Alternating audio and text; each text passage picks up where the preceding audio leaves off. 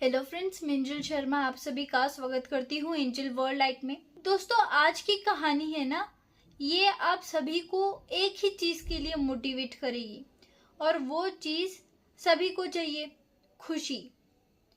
दोस्तों, खुशी एक ऐसी चीज है जो सभी को चाहिए।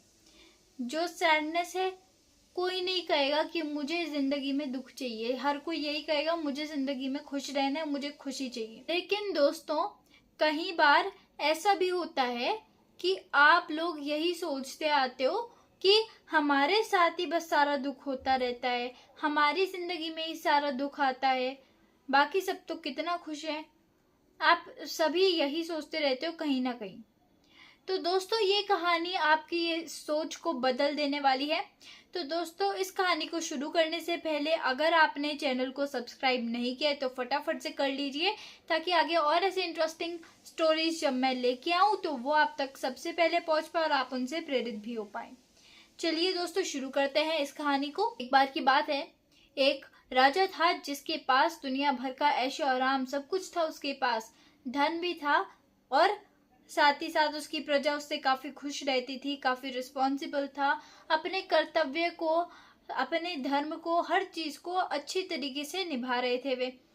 लेकिन फिर भी उन्हें बहुत ही खालीपन सा महसूस होता था। बहुत ऐसा लगता था जैसे उन्हीं के जिंदगी में सारा दुख है।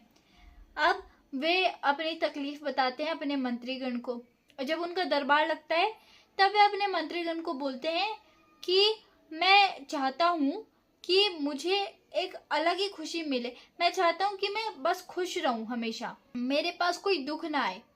तो मैं चाहूंगा कि आप सभी मेरी हेल्प करें। तो उनमें से एक मंत्री होता है, वह उन्हें सुझाव देता है कि पास ही में एक बाबा रहते हैं। अब वे जो साधु बाबा हैं, वे सभी चीजों का अच्छी तरीके से समाधान कर देते हैं और वे जरूर आपका भी इस परेशानी का सॉल्यूशन जरूर निकाल के देंगे। आप वहां पर चल के देखिए। तो वे मंत्री और वे राजा वहां पर चल देते हैं। अब राजा जी उनसे कहते हैं कि बाबा जी, आप मुझे एक बात बताएं। मेरे पास दुनिया भर का ऐशोआराम है, धन दौलत सब है मेरे पास, मेरी प्रजा मुझसे काफी खुश रहती है, मैं अपनी सारी रिस्पॉन्सिबिलिटीज निभा रहा हूँ, फिर मैं खुश क्यों नहीं हूँ? मैं चाहता हूँ कि मैं हमेशा खुश रहूं, और मैं हमेशा दुखी दुखी सा रहता हूँ, कुछ चिंता में डूबा हुआ रहता हूँ। मैं चाहता हूँ कि मैं बस खुश रहूं हमेशा। तो पहले तो बाबा जी थोड़ा सा हंसते हैं, मुस्कुराते हैं, फिर कहते हैं कि तुम्हारी इस चिंता का निवारण है मेरे पास, मैं जरूर तुम्हें समाधान बताऊंगा। तुम्हारा समाधान ये है कि तुम अपने शहर में, अपने पूरे राज्य में कोई एक ऐसा व्यक्ति ढूंढ लो जिसकी जिंदगी में कोई दुख ही नहीं है, हमेशा खुश रहता है वो, ठीक है? और उसकी जो टी शर्ट होगी वो आपको लेनी है और उसे बस एक रात आप पहन के सो जाइएगा कि चिंताओं का समाधान हो जाएगा। अब राजा जी सभी मंत्रीगण को आदेश दे देते हैं कि आप कहीं भी जाइए, लेकिन आप बस एक ऐसा व्यक्ति को ढूंढ के लाइए जो कि मुझे अपनी शर्ट दे दे, जिसकी कोई जिंदगी में दुख ना हो। अब जो राजा जी के मंत्रीगण थे, वे हर जगह जाके देखते हैं, लेकिन उन्हें कोई भी ऐसा व्यक्ति नहीं मिलता जो कि हमेशा खुश रहता हो, जिसकी जिंदगी में कोई चिंता ना हो, कोई दुख दर्द ना हो। तभी वे एक चौराहे के पास से गुजर रहे होते हैं कि तभी वे देखते हैं कि उस चौराहे के पास से जो रोड जाती है उसके बगल में एक भिखारी बैठा है।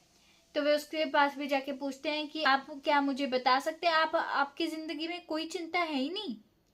तो वे भिखारी बोलते हैं कि नहीं, मेरी जिंदगी में कोई चिंता नहीं है, बल्कि मैं इस दुनिया का सबसे खुश आदमी हूँ, मैं बहुत खुश रहता हूँ, मेरी जिंदगी में कोई दुख दर्द नहीं है।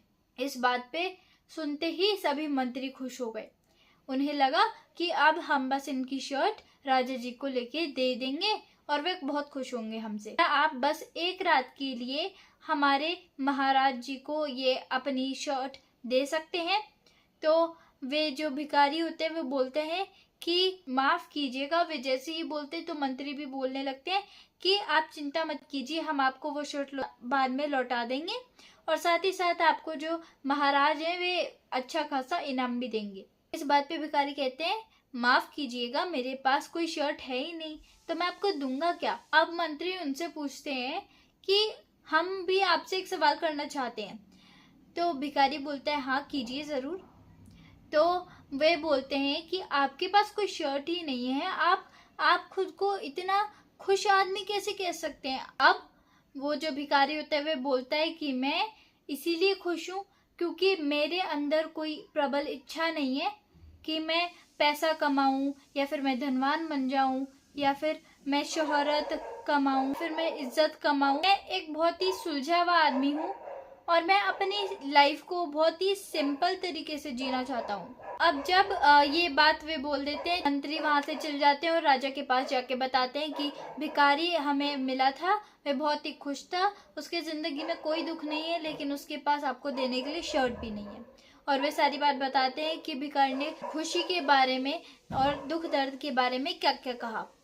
अब ये बात सुनते ही राजा समझ जाते हैं कि ये जो जिंदगी है, जब इस जिंदगी में जो कंफर्ट और लग्जरी वगैरह होते हैं ये जब एक्सीड कर जाते हैं, यानी कि बढ़ जाते हैं, अपनी जो मिनिमम उनकी लिमिट होनी चाहिए लिमिट से भी ज्यादा बढ़ जाते हैं, तब वह दुख देने लगते हैं, चिंता देने लगते हैं और लाइफ को दुख दर्द से भर देते हैं। कई बार तो कई लोग यही सोचते रह जाते हैं कि अरे मेरे पास तो इतनी दौलत आ गई, अब मैं इसे कहाँ रखूंगा, कहीं ये चोरी ना हो जाए, कहाँ संभाल के रखूं, कहीं मैं रख के भूल तो नहीं जाऊंगा, इसकी चाबी मेरे से खो गई तो क्या होगा, वगैरह वगैरह। तो ये बात राजा को समझ में आ जाती है और फिर वे अपने मंत्रीगण का शुक्रिया अदा करते हैं। इसलिए दोस्तों इस कहानी से हमें बस यही सीख मिलती है कि एक सिंपल लाइफ, एक सुलझा हुआ इंसान जो होता है वही खुश हो सकता है, जो कि एक सिंपल लाइफ को जी रहा हो। कोशिश करें कि वो लिमिट जो है वो एक्सीड ना हो। तो चलिए दोस्तों, अगर आपको वीडियो पसंद आया तो इसे आगे शेयर जरूर कीजिएगा ताकि आगे और ऐसे लोग जो होंगे वे इस वीडियो को देख पाए और उससे प्रेरित हो पाए। Thank you.